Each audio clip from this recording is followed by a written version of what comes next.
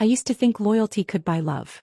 That if I poured every ounce of myself into this family, if I kept my head down, worked hard, smiled through the insults, the sneers and the loneliness, then one day, just maybe, Adrian would look at me the way I looked at him. Foolish, wasn't it? But 18 years was a long time to keep hoping.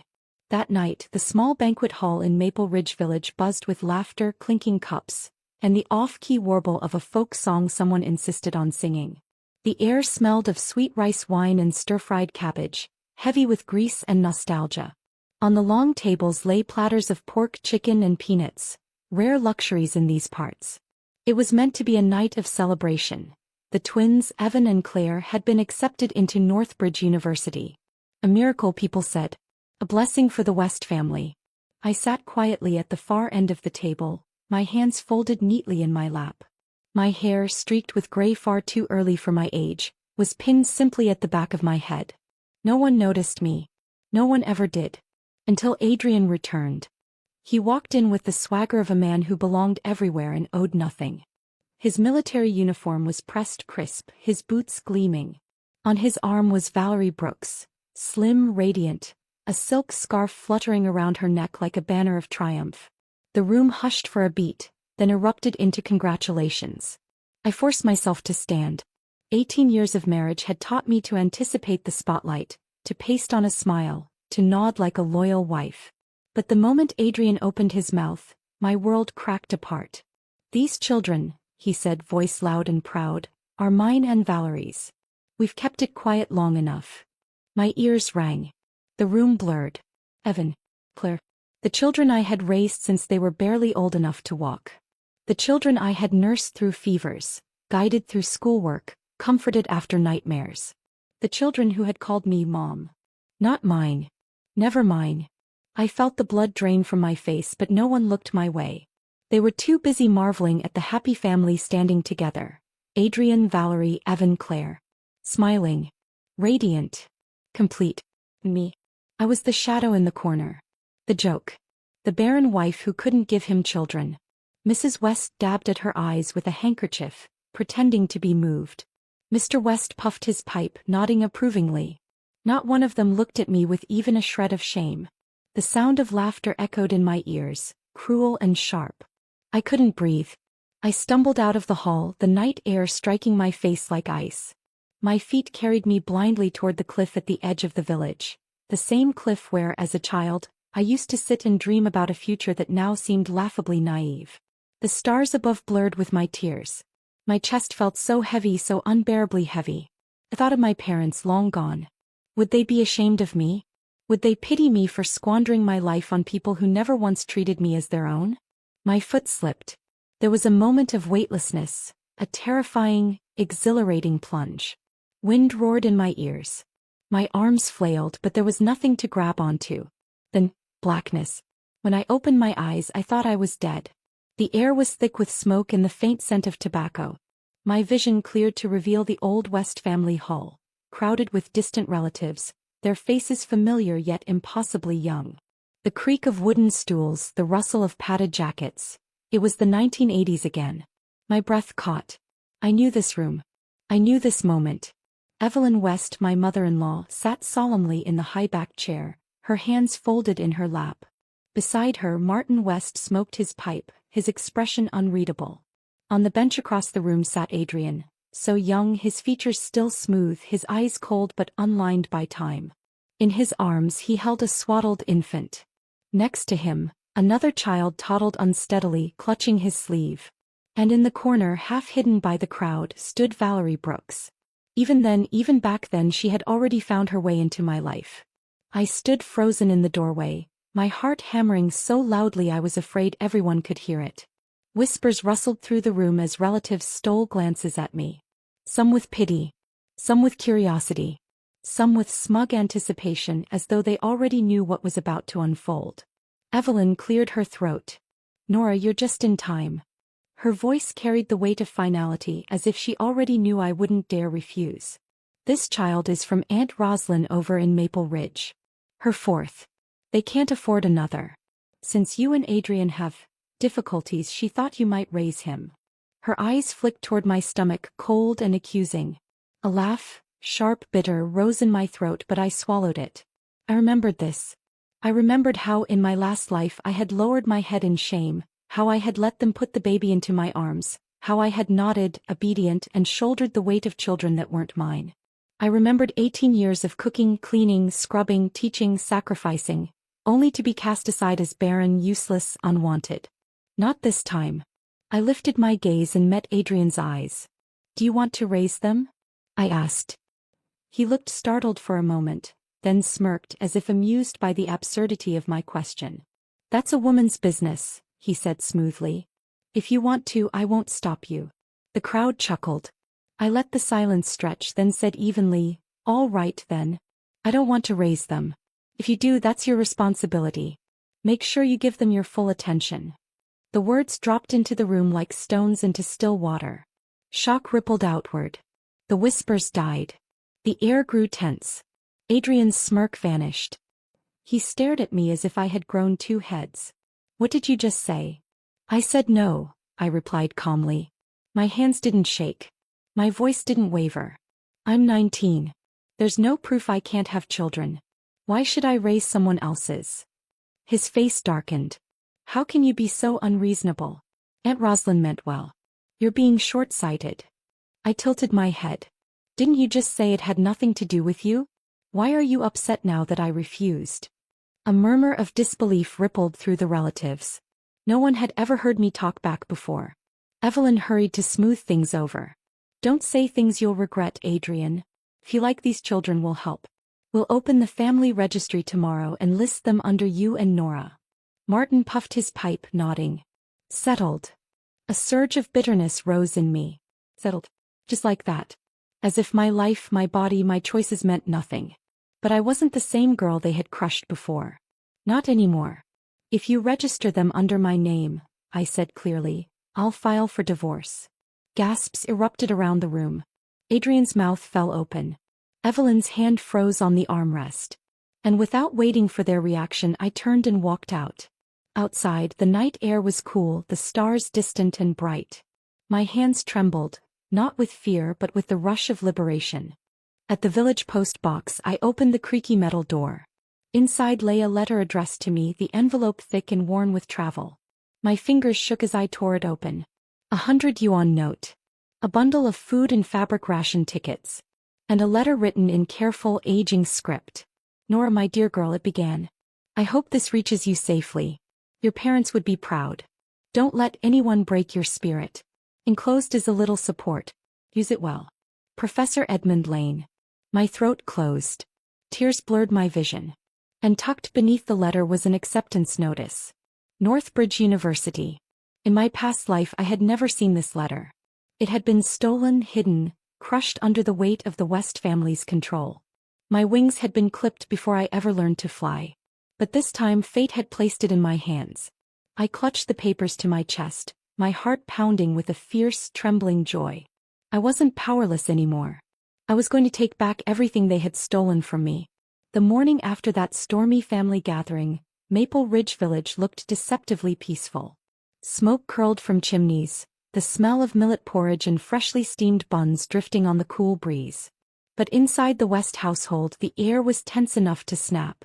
I could feel their eyes on me the moment I stepped into the main room. Evelyn West sat ramrod straight at the head of the table, her expression unreadable, her porcelain teacup clinking faintly as she set it down.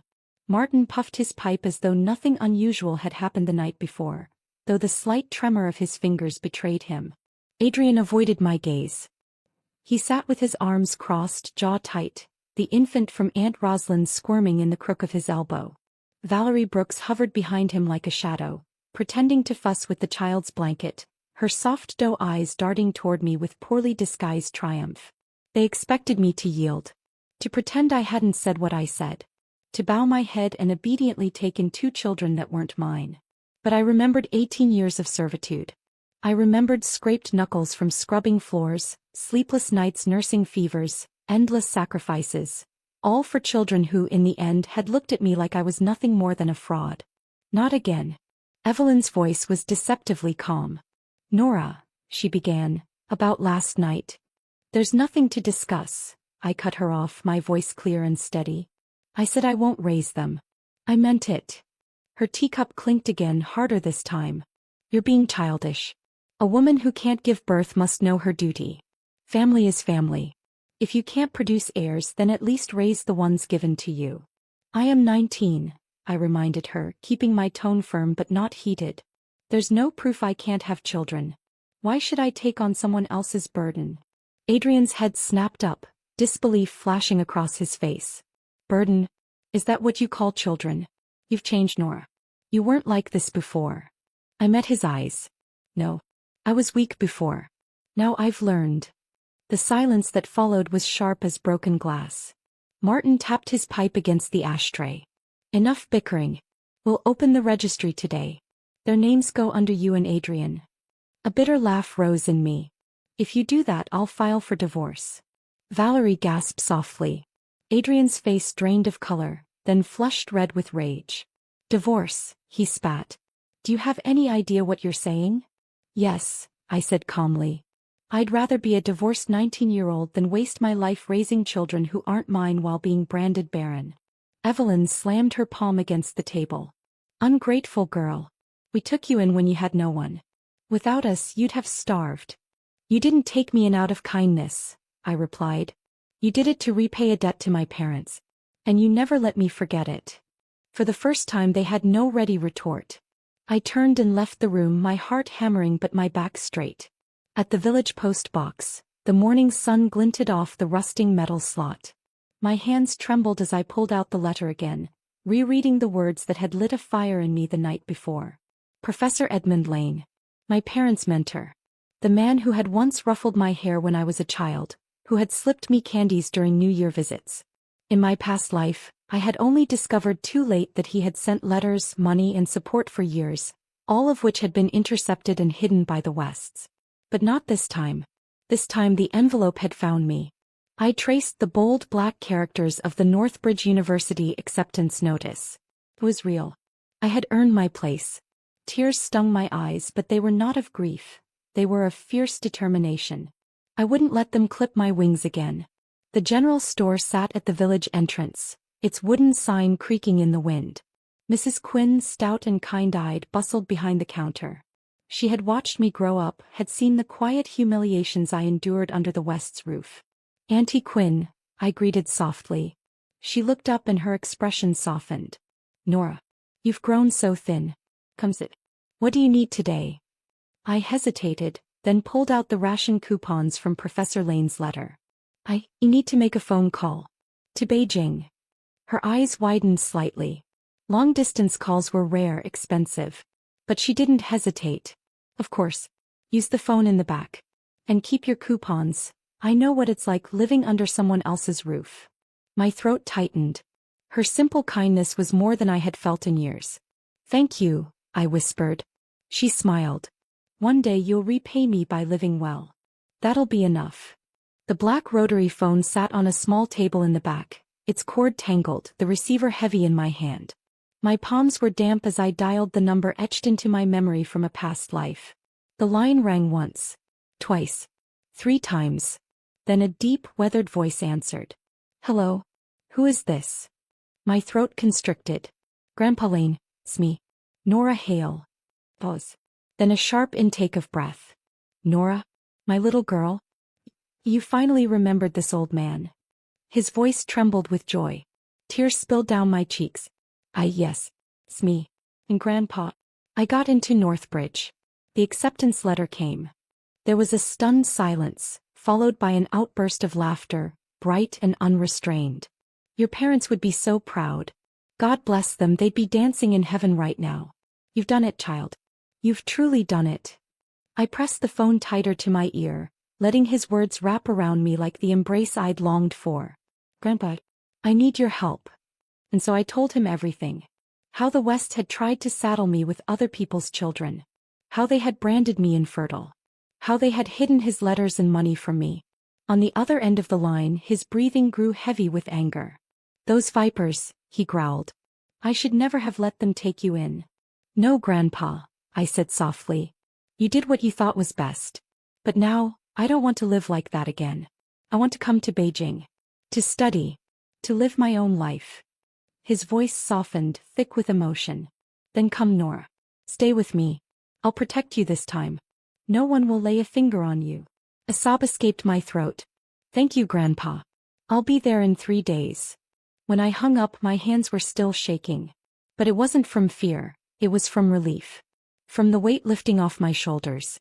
I stepped back into the shop and Mrs. Quinn glanced at me curiously. She must have seen the redness in my eyes. But she only said, "You'll be all right, Nora. You've always been a bright one. Don't let anyone snuff out your light." I swallowed hard and nodded. I won't. That evening the West household was unusually quiet. Most of the relatives had left but the core remained. Martin, Evelyn, Adrian, and Valerie. I stepped inside just in time to hear Valerie's soft, anxious voice. "Adrian, if Nora refuses, what will we do with the children?" Adrian's reply was cold, clipped. "She'll raise them whether she wants to or not. I'm joining the army next month and you're off to college. Who else will take care of them?" Evelyn chimed in smoothly, "Don't worry, Valerie. A child deserves an educated mother. You focus on your studies. Nora grew up under our roof. She won't dare disobey us." Martin exhaled a puff of smoke, his voice final. "It's settled. She doesn't get to call the shots in this house." Something inside me turned to ice. I stepped forward. The room fell silent for pairs of eyes snapping to me. Valerie's cheeks flushed, guilt flickering in her gaze before she looked away. Adrian straightened, his expression carefully blank. Evelyn tensed, her hand tightening around her teacup. "This is my cousin Valerie," Adrian said quickly as though rehearsed. "She's been accepted to a teacher's college. She'll be staying with us this month." I nodded once, expressionless, pretending I hadn't overheard their scheming. Behind me, Evelyn let out a faint sigh of relief. After dinner, I returned to my room and began to pack. 1 winter coat patched at the elbows. 2 thin summer blouses. A handful of notebooks yellowed at the edges. And a worn bracelet Adrian had once given me, which I tossed into a corner without hesitation. Compared to Valerie's thick wool coat, my belongings looked pitiful. But I didn't care. Every item I packed was mine and that was enough. A knock startled me. The door creaked open without waiting for permission. Adrian stepped in holding a wool scarf.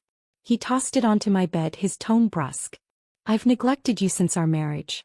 I brought this from the city. For you." I glanced at it. The pattern was nearly identical to the one on Valerie's coat. Likely a leftover scrap. Yet he stood there, expectant, as though I should fall to my knees in gratitude. I said nothing.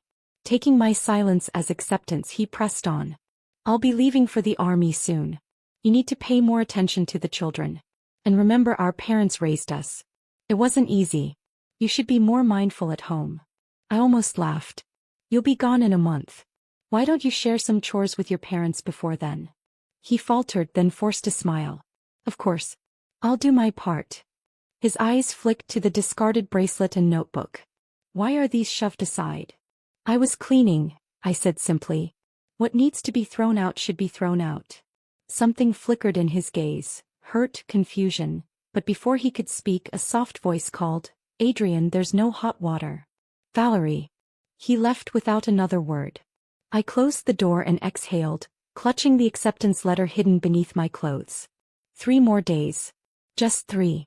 The next morning, sunlight streamed weakly through the paper windows, painting the wooden floor with pale gold. I lay awake long before the rooster crowed, staring at the ceiling beams. Every creak of the old house reminded me of years wasted here. But this time I reminded myself time itself was on my side. 3 more days.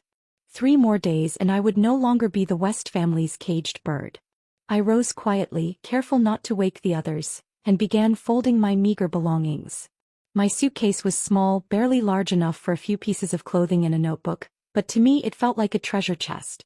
Hidden beneath the layers of cloth lay my most precious possession, the letter of admission from Northbridge University. Every time my fingers brushed against it, my heart beat faster. I was no longer the girl who had bowed her head in shame 18 years ago. I was someone new. Someone reborn. When I entered the main hall, Evelyn West was already seated with a needle and thread, stitching a new lining into one of Adrian's shirts. Her eyes flicked up to me, cool and appraising. "You slept late," she remarked. "I didn't hear anyone call me," I replied evenly, taking a seat at the table. Her lips pressed thin. Nora, a good daughter-in-law doesn't wait to be called. She wakes before the family, prepares meals, cleans, tends to the children. I picked up the teapot, pouring myself a cup. The fragrant steam curled upward. Then perhaps Adrian should start practicing. He'll have plenty of time to help you with chores before he joins the army. The teacup slipped in her hand, spilling hot liquid across the fabric she was mending. She hissed under her breath, glaring at me as though I'd struck her. How dare you speak that way? But I only sipped my tea serene. Adrian entered just then, his expression sour. He carried one of Aunt Rosalind's children in his arms, the boy wriggling and fussing. Behind him Valerie trailed in, hair neatly braided, cheeks flushed with morning dew. She looked like a painting of innocence, the perfect contrast to my worn clothes. "Mother," Adrian said, ignoring me, "Nora's attitude is worsening. She refused to make the children's breakfast. Do you expect me to do it?" Evelyn's eyes narrowed. "You unfilial girl." I set down my cup with a soft clink. "He's the one who agreed to raise them. Shouldn't he shoulder the responsibility?" "I don't recall offering." Adrian's face darkened. "Nora, don't be unreasonable. These children are not mine," I interrupted, my voice sharp enough to cut the air. "You wanted them, Adrian. You raised them." The silence that followed was thick, suffocating. Valerie shifted uneasily, her hands tightening around the baby she carried. She looked at me with that same mixture of guilt and pity that always made my stomach churn. Evelyn recovered first, forcing a tight smile. "Enough. There's no need to quarrel. Adrian, take Nora to the city in 2 days. She needs new clothes before autumn arrives. Valerie can come too. It'll be good for her to see the shops before she leaves for college." Her gaze slid toward me, daring me to refuse. But I only nodded. Very well. Inside though, my heart leapt. The city trip would be my chance. My excuse. Back in my room, I folded my clothes with deliberate care. Each item went into the suitcase, though I knew I'd leave most behind. The real weight in my bag was not fabric but paper. The ration coupons, the money from Professor Lane, the acceptance letter. I slipped the wool scarf Adrian had thrown at me into the bottom of the trunk, not because I cherished it, but because it would serve as proof. Proof of how little I mattered to him. A scrap masquerading as kindness. Every fold, every hidden pocket felt like a rebellion. For years I had been too afraid to think of leaving. Too afraid of where I would go, how I would survive. But now I had a destination. The future. And people, real people who cared about me waiting in Beijing. For the first time hope outweighed fear. 2 days later, the dawn mist clung to the village like a veil. The truck belonging to the village chief rumbled at the entrance, its wooden bed already covered with straw mats and crinkled newspapers. Adrian stood close to Valerie, his hand lingering protectively at her back as he helped her climb up. He even spread newspaper beneath her seat, careful to shield her from dirt. The tenderness in his eyes was unmistakable. I climbed up alone, hoisting my suitcase into a corner. The rough boards dug into my legs, but I didn't mind. My hands rested protectively on the bag, clutching it as though it were my lifeline. The truck jolted forward. As the village shrank behind us, I stared straight ahead, refusing to glance back. But the others didn't ignore me. A woman from a neighboring village chuckled, her voice carrying easily over the engine. "Oh my, such a considerate husband you've got there, girl. Look how sweetly he tends to you." The laughter that followed was warm, teasing. But then the woman turned, her brows knitting. "Wait, which one of you is the wife?" She was looking at me now, sitting alone in the corner. I felt the weight of every eye in the truck. My lips curved into the faintest of smiles, but I said nothing. It was the village chief who spoke, his tone pointed. "This one here," he gestured at me, "is the wife. Don't mistake it." The woman's cheeks flushed. She muttered under her breath, but her words carried in the still morning air. I thought concubines were outlawed after the revolution. And yet here he is, flaunting his mistress while the wife sits ignored. The silence that followed was deafening. Valerie's face turned scarlet. She shifted away from Adrian's arm, staring fixedly at her lap. Adrian's jaw clenched. His eyes darted to me, blazing with resentment. But I only sat still, gaze fixed on the horizon. Let him burn. By mid-morning we reached the county town. The streets bustled with vendors hawking roasted chestnuts, Stalls stacked with fabric bolts, children darting between carts piled high with melons. Adrian hopped down first, offering his hand to Valerie. She accepted with a blush, and they looked for all the world like newlyweds on a honeymoon. I descended last, my suitcase heavy in my grip. Dust clung to my shoes but my heart felt light. Adrian turned to me, his expression impatient. He dug into his pocket and pulled out a crumpled bill. Here, 5 yuan. Buy yourself something decent. Be back here at 3 sharp. He shoved the money into my hand as if tossing scraps to a beggar. I stared at it, then at him. I knew Evelyn had given him 50 yuan. And this was all he thought I was worth. Valerie's eyes softened with false pity. She bit her lip as though she might say something, then turned away, clutching Adrian's arm. They disappeared into the crowd together, laughing quietly. I folded the 5 yuan neatly and slipped it into my pocket. Money was money, I wouldn't waste it. But it wasn't what sustained me. What sustained me was the letter hidden in my bag. I turned toward the bus station. The station was noisy, crowded with people clutching bundles wrapped in cloth, children clinging to mothers' skirts, men shouting as they jostled for seats. I pressed forward, heart pounding. The ticket window was grimy, the glass cracked. Behind it sat a woman with weary eyes and ink-stained fingers. 1 ticket to Beijing, I said, my voice firm. He glanced up, eyeing me. Identification. I slid my documents through the slot. For a moment, panic clawed at me. What if the West had tampered with them? What if the letter from Professor Lane wasn't enough? But the woman stamped the paper, counted out the change and slid a small rectangle of card across to me. A train ticket. I clutched it to my chest, my breath shuddering. For 18 years I had lived like a prisoner. And now, in my palm was the key to freedom. I found a bench in the corner of the station, setting my suitcase beside me. Around me the world bustled with movement, noise, life. But for once I felt still. Thought of my parents. Would they be watching from somewhere above, seeing me finally seize the future they had dreamed for me? A tear slid down my cheek. I brushed it away quickly, lifting my chin. No more tears. No more weakness. The train to Beijing would leave in 2 hours. 2 hours until I stepped onto a path that was mine alone. When the whistle finally shrieked, my heart leapt into my throat.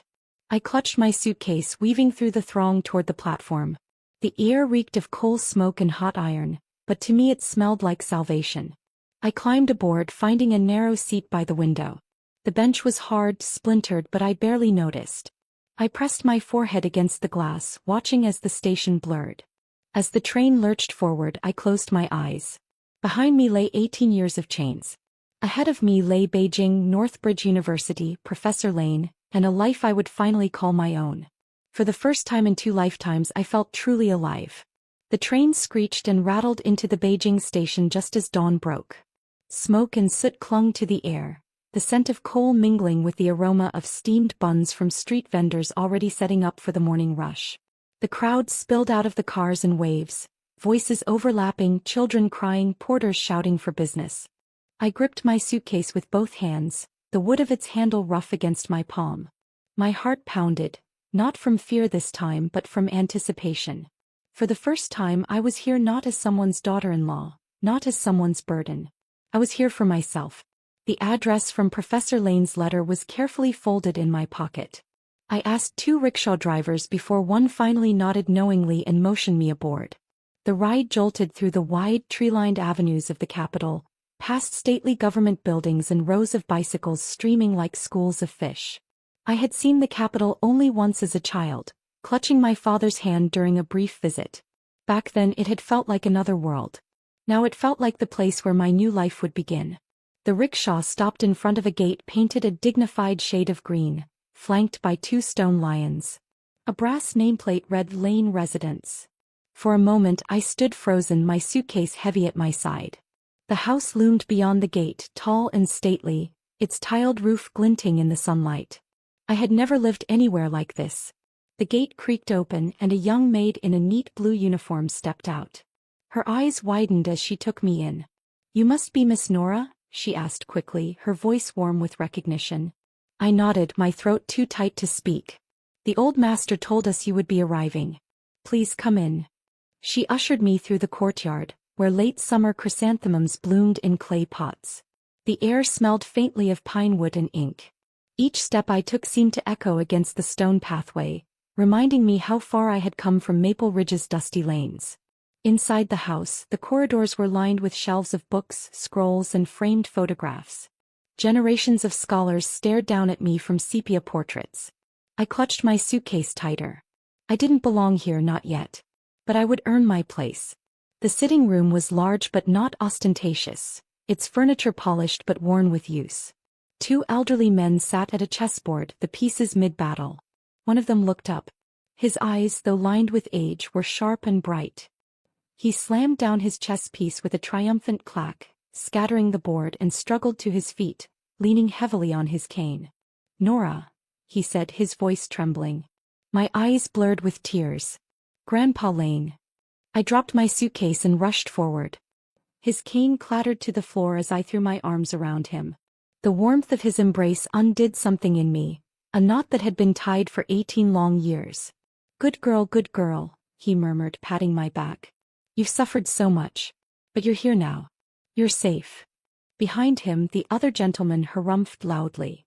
"Edmund, you cheat." We weren't finished. Professor Lane chuckled, tears glistening in his eyes. "Ming, let the girl sit. She's come home." The second man stood taller and leaner, his hair silver at the temples. His gaze was stern but not unkind. "This is Professor Ming Zhao," Professor Lane introduced. "One of my closest friends. He teaches chemistry at Northbridge." Chemistry. The very subject I longed to study. Professor Zhao's eyes swept over me, assessing. "You are the Hale girl? I've heard of you. Self-studied, passed the exam for Northbridge despite difficult circumstances." I lowered my gaze modestly. "Yes, sir." His eyes softened just barely. "Then focus on your studies. Talent like yours is not to be wasted." I nodded, my heart swelling with determination. Over lunch I told them everything. The forced adoption scheme, the years of hidden letters, the humiliations, the way the West had shackled me to their family. Professor Lane's face darkened with every word. His hand trembled as he set down his chopsticks. "Those ungrateful wretches. Your parents saved them, and this is how they repay you." Professor Zhao's jaw tightened. "This is not the old days anymore. The law protects women now. If your in-laws will not release you, the Women's Council will." "The Women's Council?" I asked, unfamiliar. "My wife works there," Professor Zhao said. "They have authority to initiate a forced divorce if a woman is mistreated. Your case is more than enough. Edmund, we will not let this child be dragged back into that pit." Professor Lane gripped my hand. "Nora, listen to me. You're not alone anymore. We'll put everything on record. Every remittance I sent, every letter, every hidden stipend. They will not dare claim you owe them anything." The knot in my chest loosened further. For years I had believed myself powerless. But now I had the law on my side. That evening I sat at the large oak desk in Professor Lane's study. The desk smelled faintly of ink and sandalwood. Papers spread before me. Records of money sent, ration tickets, old letters, each one neatly preserved by Professor Lane over the years. With trembling hands I signed my name on the petition for divorce, ink soaking into the page like a seal of freedom. Professor Lane placed a gentle hand on my shoulder. "Good. This is the first step. Once the Women's Council processes it, you'll be free officially and irrevocably." I exhaled slowly. Free. The word felt foreign on my tongue. Professor Lane insisted I stay in his house until term began. At first I hesitated. I had been treated as an outsider for so long that kindness felt almost unbearable. But his family welcomed me with open arms. His two sons, Leo and Owen, were serious but kind, discussing my academic interests as though I were an equal. His daughter, Clara, pulled me into her arms like a long-lost niece, fussing over my thin frame and worn clothes. Their children, bright-eyed and curious, gathered around me, asking endless questions about village life. Every evening the house filled with laughter, the clatter of chopsticks, the warmth of shared stories.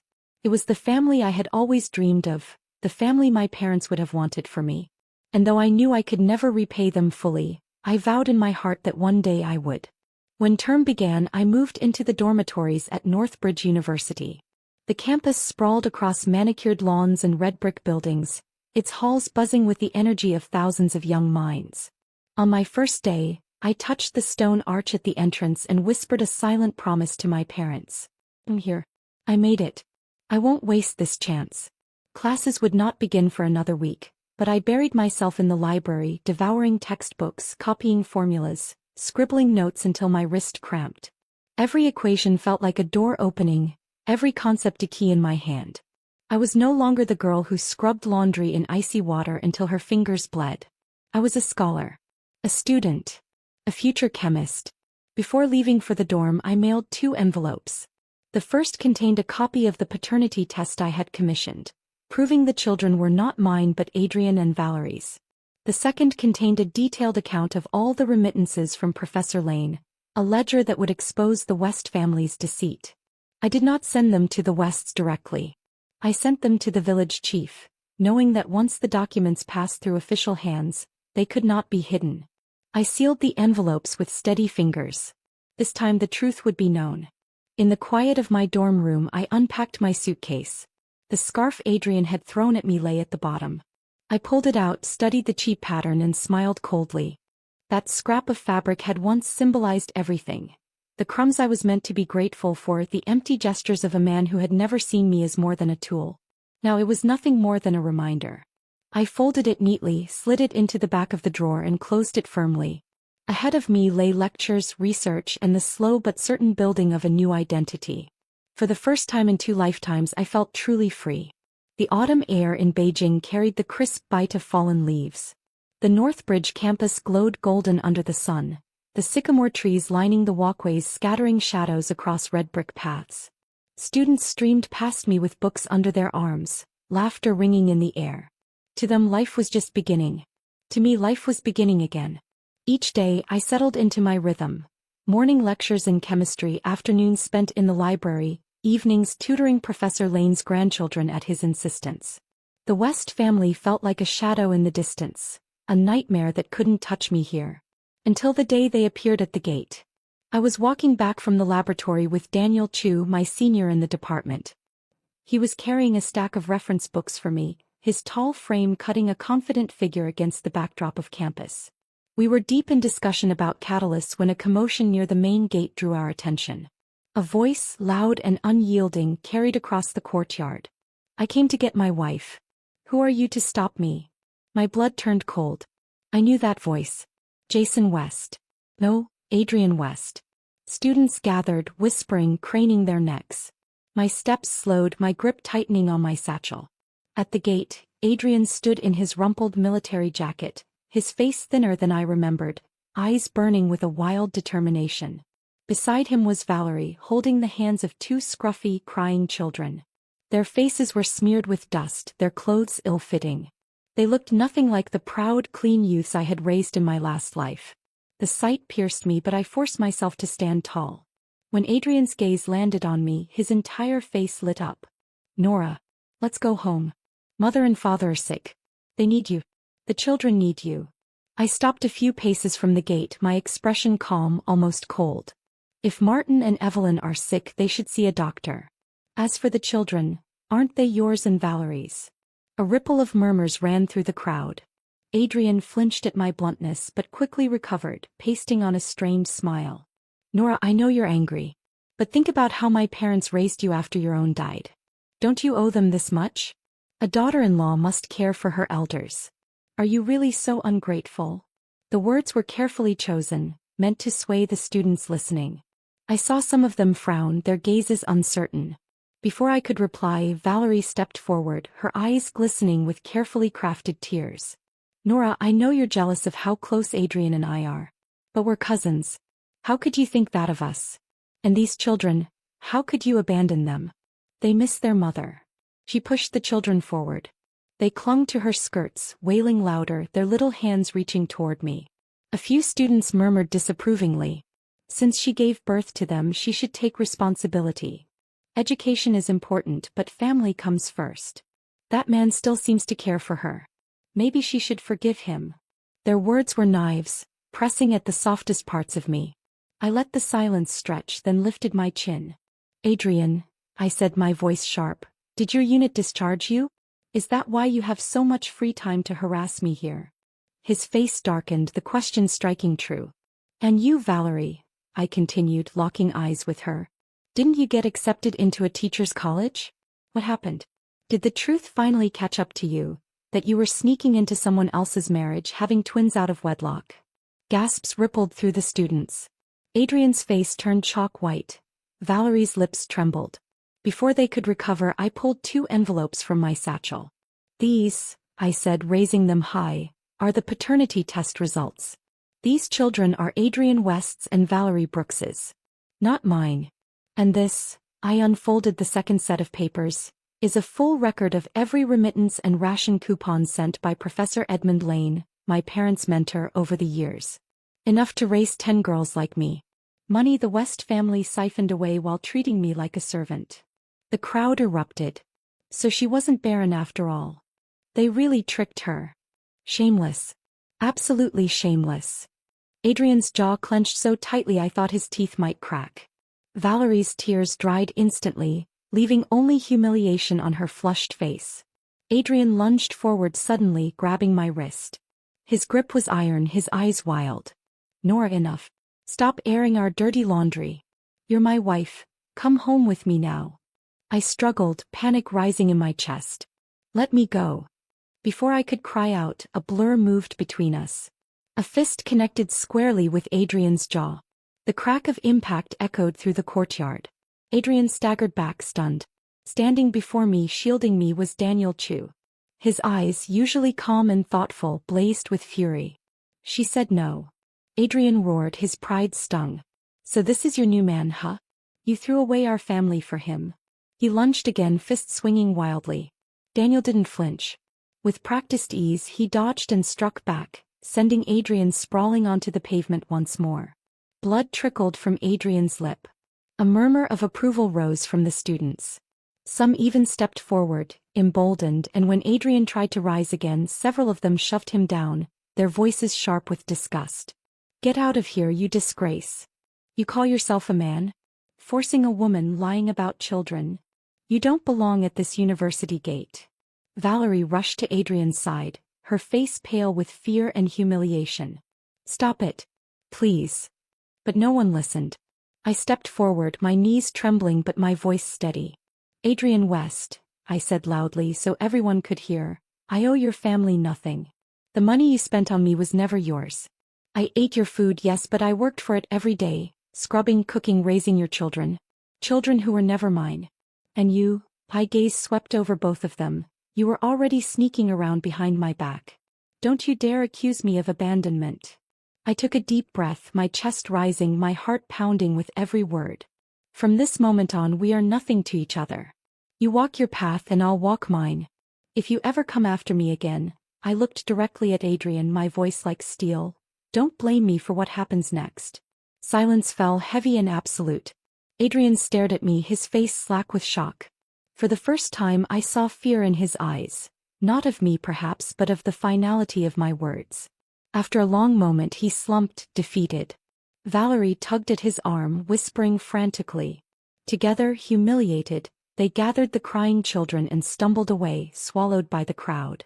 The students dispersed slowly, buzzing with indignation and admiration. Some clapped me on the shoulder as they passed, murmuring words of support. You were brave. Don't let them drag you down. Study hard, we're rooting for you. I could barely breathe. My hands still trembled from the confrontation.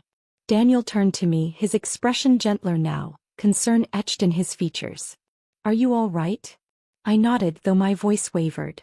Thank you. If you hadn't been there. You don't have to thank me, he interrupted softly. You don't owe me anything.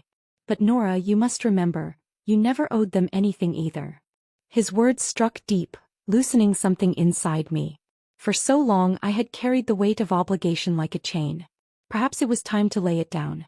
That evening, back in my dorm room, I sat at my desk, the lamplight pooling across fresh paper. I wrote a letter to Professor Lane recounting what had happened.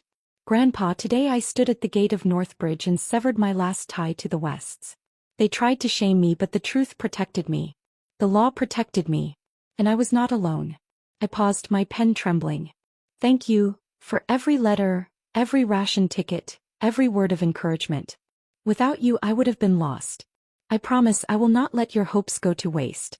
I sealed the envelope with steady hands. For once, the future did not feel like a dream. It felt like something I could touch.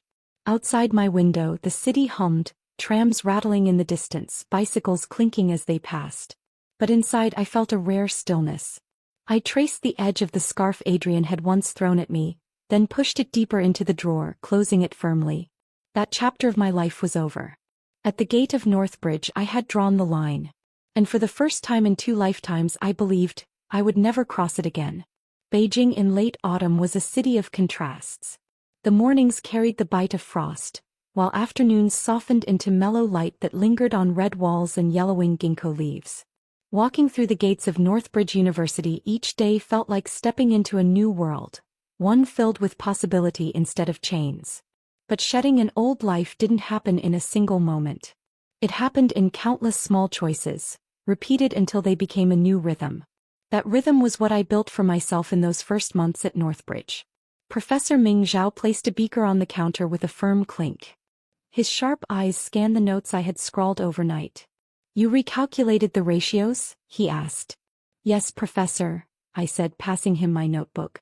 My handwriting was neat from years of copying ration tallies, though now it recorded chemical formulas instead of household debts. The catalyst concentration was off. I adjusted the equation. If we try the reaction again with this proportion, the yield should increase by 5%. His gaze flicked to me, and for the briefest moment, pride softened his stern face. "Good. You think like a scientist, not a housewife. Remember that." The words sank deep into me. In my last life I had scrubbed dishes until my knuckles cracked, convinced my worth was measured by how spotless the bowls were. Now I measured myself by equations, results, progress. And for once I was good at something that mattered. Every afternoon I lost myself in the quiet hum of the laboratory, the hiss of burners, the clink of glassware, the faint tang of chemicals in the air. Hours passed without me noticing. Each successful test felt like a victory, proof that my mind had value beyond the walls of the West household. Daniel often found me there long after sunset, my hair loose from its pins, ink smudged across my fingertips. "You'll burn yourself out if you don't sleep," he teased one evening, setting a thermos of hot tea on the counter. "Even the sharpest scalpel dulls without rest." I smiled faintly. "I've wasted enough years, Daniel. I can't waste more." His gaze softened, though he didn't argue. Instead he leaned against the bench, flipping through my notes. "You're more thorough than most graduate students. No wonder Professor Zhao trusts you already." He crept up my neck. Compliments were rare in my old life, rarer still when spoken with genuine respect. I busied myself adjusting the flame, but inside I felt something shift. Daniel never treated me like a fragile thing or an unwanted burden. He treated me as an equal, a partner in pursuit of knowledge. And that, more than kindness, was what unraveled me. The scarf Adrian had once given me lay buried in my drawer. Instead of wrapping myself in it, I now wrapped myself in books, in lectures, in research. My appearance slowly changed too, though not because I cared about fashion but because I cared about myself.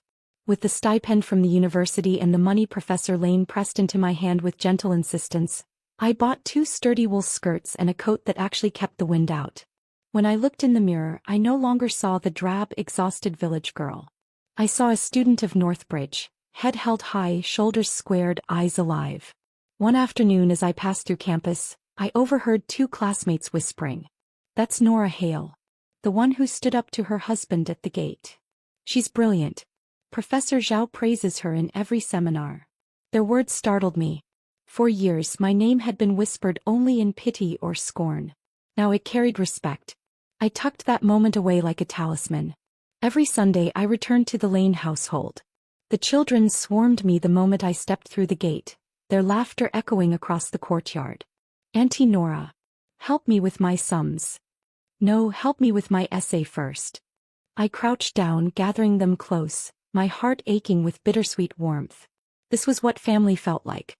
Not exploitation, not demands, but love freely given and returned. Professor Lane would watch from his armchair, his cane resting at his side, eyes glistening with quiet pride. "Your parents would have been proud," he often said. "You carry their spirit forward." I promised myself I would never forget the debt I owed him.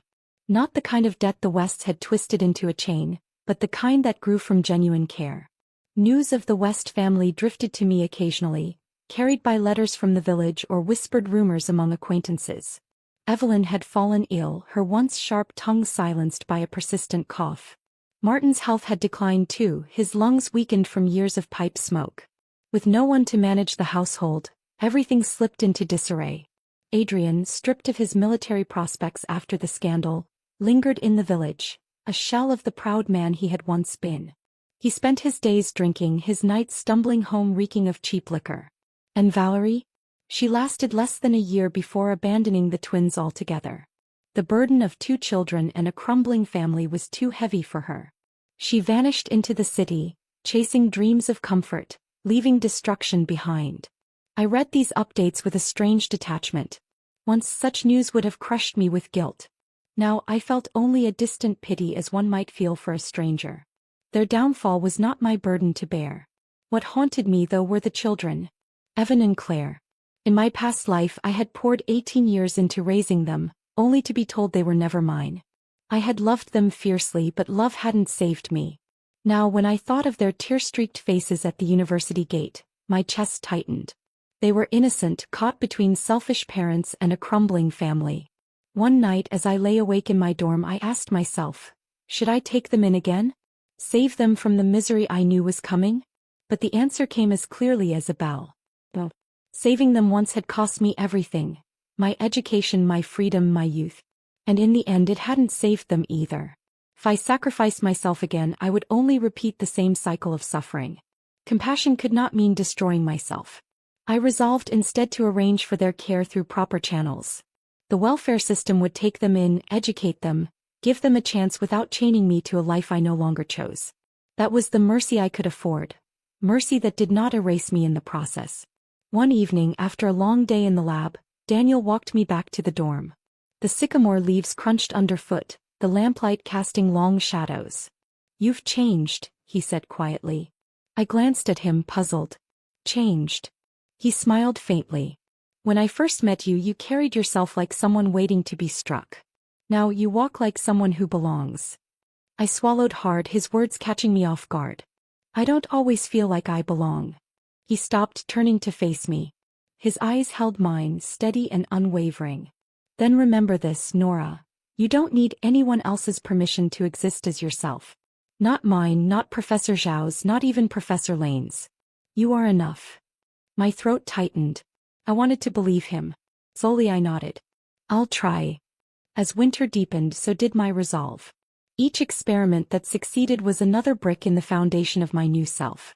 Each lecture I aced, each paper I submitted, each late night in the library, these were not burdens but blessings. I had spent one lifetime serving others. In this one I served knowledge, progress, myself. Becoming Nora was not about discarding the past. It was about reclaiming the pieces of me that had been buried under years of neglect. It was about choosing every day to step forward instead of back. And though shadows of the West family lingered at the edges of my mind, I refused to let them define me any longer. I was not their wife, their daughter-in-law, their scapegoat. I was Nora Hale, student, scholar, survivor. And I was just beginning. The winter of my first year at Northbridge was long and bitter. The wind cut like knives, slipping through the seams of coats and the cracks in dorm windows. Snow piled high in the courtyards, muffling footsteps, making the campus seem like a world apart. But inside the laboratory, the air was always warm, humming with the quiet excitement of discovery. I spent more hours there than anywhere else. My fingers were chapped from cold, but I held pipettes and stirred beakers with steady precision.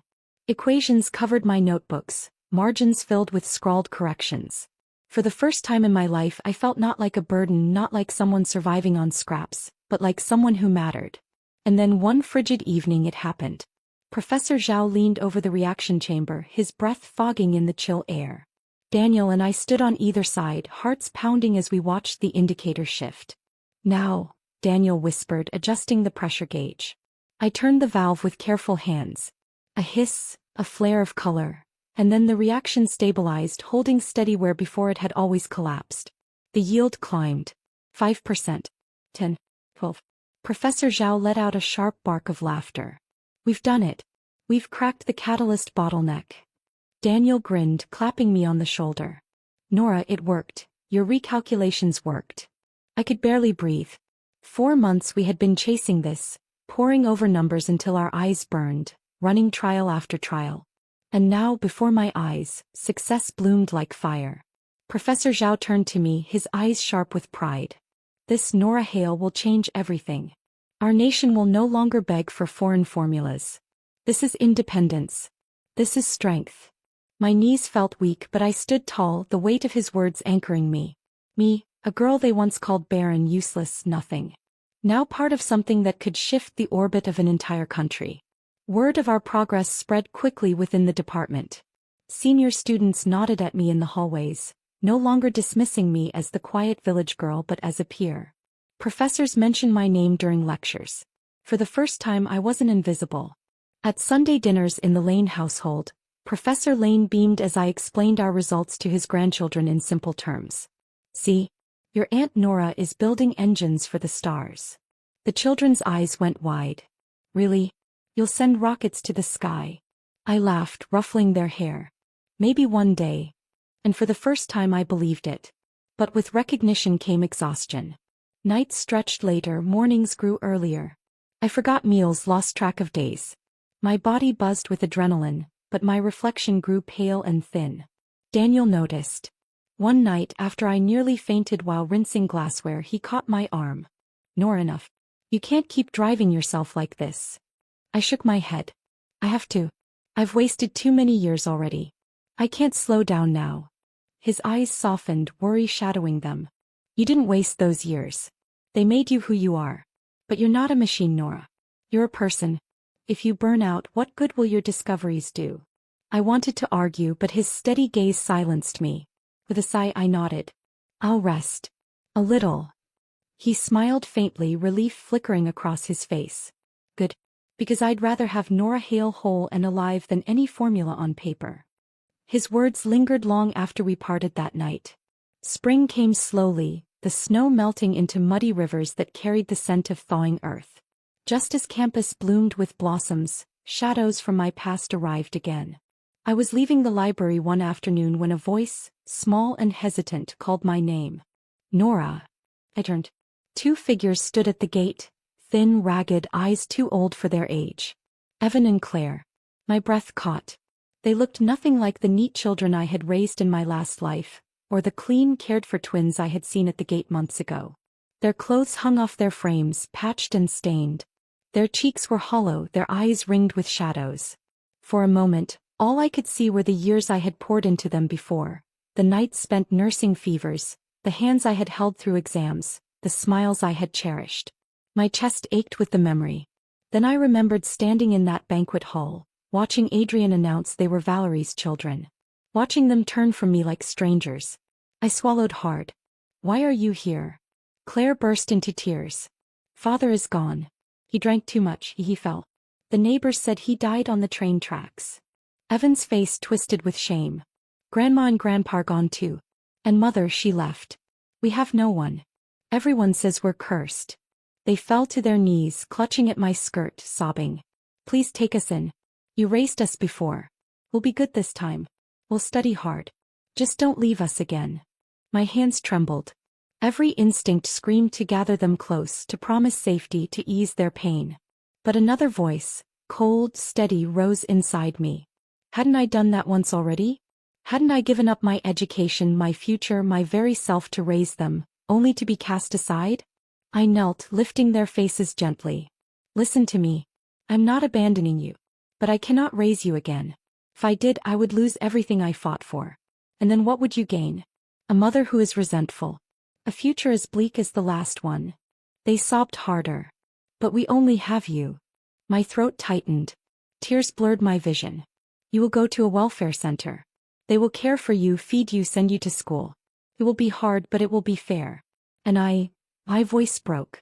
I will not turn my back, but I cannot be your mother. Evan stared at me, betrayal in his eyes. Claire clung to me, refusing to let go. It took all my strength to peel her fingers from my sleeve. As I walked away, their cries echoed behind me, ripping through the spring air. My heart felt carved out of stone. But I kept walking. Because compassion without boundaries had destroyed me once. This time I had to choose myself. Later, I learned from Professor Lane that the welfare authorities had indeed taken the twins in. They would be housed, educated, and given a chance at something better than neglect.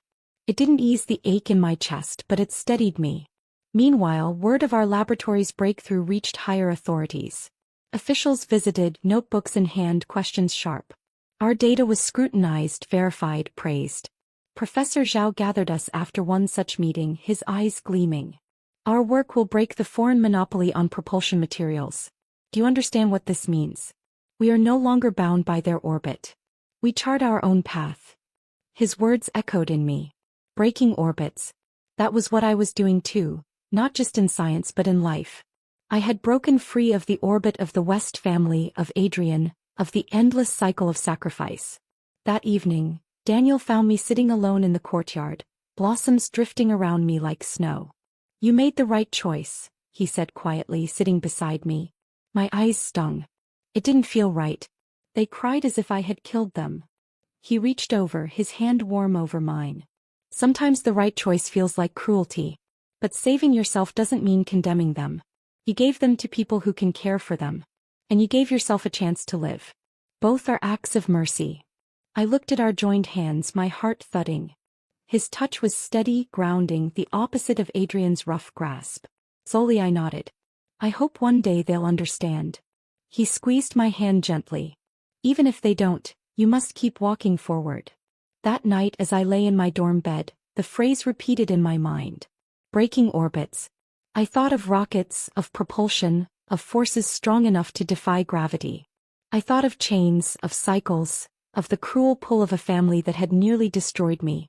And I thought of myself, standing alone at the gate of Northbridge, refusing to bend. For the first time I truly believed, I was no longer trapped in their orbit. I was carving a trajectory of my own, one that soared higher than they had ever imagined. And I would never fall back again. Snow fell thick over Beijing, softening the sharp corners of rooftops and blanketing the university in white. I walked across the campus courtyard, my boots crunching against the ice, breath puffing in clouds before me. In my hands I held the results of our latest experiment. A formula refined, tested, and proven beyond doubt. Professor Zhao's project had crossed from theory into impact, and I, Nora Hale, had been part of it. The recognition came swiftly. My name appeared on research papers, my contributions noted in lectures. Invitations trickled in. Seminars, conferences, committees. And then came the greatest honor. My work was submitted to the National Research Institute for consideration. I was no longer the faceless girl hidden in the West household. I was a scientist in my own right. And when I stood at the podium one evening, presenting our findings to a hall filled with scholars, I felt something I had never felt before. Pride not in what I had endured but in what I had built. But even as I soared, whispers reached me of the West family's collapse. Adrian, stripped of his military prospects, drank himself into oblivion. He haunted the taverns of Maple Ridge, staggering home with empty pockets, muttering about betrayal and lost chances. Evelyn, once sharp and commanding, wasted away with illness. Martin, his lungs destroyed by smoke, followed soon after. And Valerie? She had vanished, leaving behind nothing but gossip. Some said she had remarried in another province. Others claimed she chased a man who promised riches and left her destitute. Either way, she never looked back. As for the twins, Evan and Claire, they remained in state care. I heard from officials that they struggled, angry and rebellious, lashing out at a world that had abandoned them. When they learned I had refused to take them in, they wept, calling me cruel. Their grief pierced me, but I did not waver. Compassion had to be tempered with survival. And survival had taught me that saving myself was not cruelty, it was necessity. The day I was awarded the National Medal for Scientific Contribution, the hall was filled with flashing cameras. Reporters jostled for a glimpse, their voices a chorus of questions. I stood on stage, the medal heavy against my chest, the applause crashing like waves. I thought of my parents, how they had believed in education, in progress, in me. How they had saved the Wests, only for their daughter to be shackled in return. And I thought of the girl I once was, bent over wash basins, hands raw from soap, eyes hollow from exhaustion. She had died on a cliff one night, despair pulling her into darkness. But I had been reborn. And now I stood here, a phoenix risen, proof that no chain could hold me forever. Not long after the ceremony, two figures appeared at the university gates again. Evan and Claire. They were older now, their faces sharper, their clothes cleaner thanks to the welfare system. But their eyes, those pleading, desperate eyes, were the same. "Mother," Claire whispered, though her voice cracked with uncertainty. "Can we come home now?" Evan's fists clenched. "We've been studying. We'll work hard. Just, don't leave us again." My chest constricted. The crowd of students and faculty nearby turned to watch, murmuring. But this time I did not hesitate. I knelt, brushing their hair back gently. "Listen to me. I'm not your mother. Your father and Valerie made you, not me. I raised you once and I paid dearly for it. I cannot do it again." Claire's tears spilled over. Evan's face twisted with anger. "So that's it? You'll just abandon us like everyone else?" My own tears burned, but I held firm. "No. I'm giving you the truth. And the truth will set you free even if it hurts. Don't live chained to a past that betrayed you. Build your own future. Just as I built mine." I rose, leaving them behind, their cries echoing in my ears. My steps were heavy, but my resolve was steel. That evening, Daniel found me in the laboratory sitting alone, my medal discarded on the bench. "They came again," I whispered. He nodded, his eyes full of understanding. "And you told them no." I covered my face with my hands. It felt like tearing my heart in two. But if I took them in, I'd be nothing again. Just a servant, just a scapegoat. "I can't do it." Daniel's hand covered mine, steady and warm. "Nora, you're not heartless. You're human. And being human means knowing your limits. You chose to live. That's not cruelty. That's courage." I lowered my hands, meeting his gaze. His eyes were filled not with pity, not with judgment, but with quiet, unwavering respect. For a moment I let myself lean into that warmth. Months later, news reached me of Adrian's final downfall. He had drunk himself into a stupor, wandered onto the train tracks one night and never risen again. Witnesses said his last words, slurred and broken, were, "It wasn't supposed to be like this. I want to start over. Nora, wait for me." When I heard, I felt nothing. No triumph, no grief. Just a quiet finality, as though a door had closed behind me for good. The man who had once held my heart, who had once chained me, was gone. His orbit had collapsed, his trajectory ended. And I was still rising. Years passed. My research flourished, my work recognized both at home and abroad. I became the youngest academician at the National Research Institute, my name etched into history not as Adrian's wife, not as the West family's scapegoat, but as Nora Hale, the woman who defied gravity. At conferences, people asked about my journey.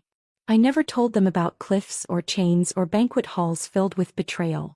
I told them about science, about perseverance, about the fire that keeps one alive when everything else turns to ash. But sometimes late at night I would look into the mirror and see her. The girl I once was, her eyes hollow, her hands raw, her heart breaking. She would look at me silently and I would whisper to her, "We made it. Keep walking forward. Don't look back." Daniel remained by my side through it all. Steady, patient, never pressing. One evening, after another long day at the lab, he handed me a small notebook. Inside were sketches of rockets, engines, equations, and a simple line at the bottom. "Will you build the future with me?" I looked at him, my chest tightening, my eyes stinging with tears. For years I had feared love, equating it with chains. But here in his eyes was no cage, only partnership. "Yes," I whispered. And for the first time, love did not mean losing myself. It meant becoming more. The day I stood before a hall of students, medal gleaming, Daniel at my side, I spoke words I wished someone had told me long ago. "You are not bound by where you came from. You are not trapped by the mistakes of others. You can break orbits, chart new paths, rise higher than anyone expects. I stand before you not as someone who was saved, but as someone who chose to save herself.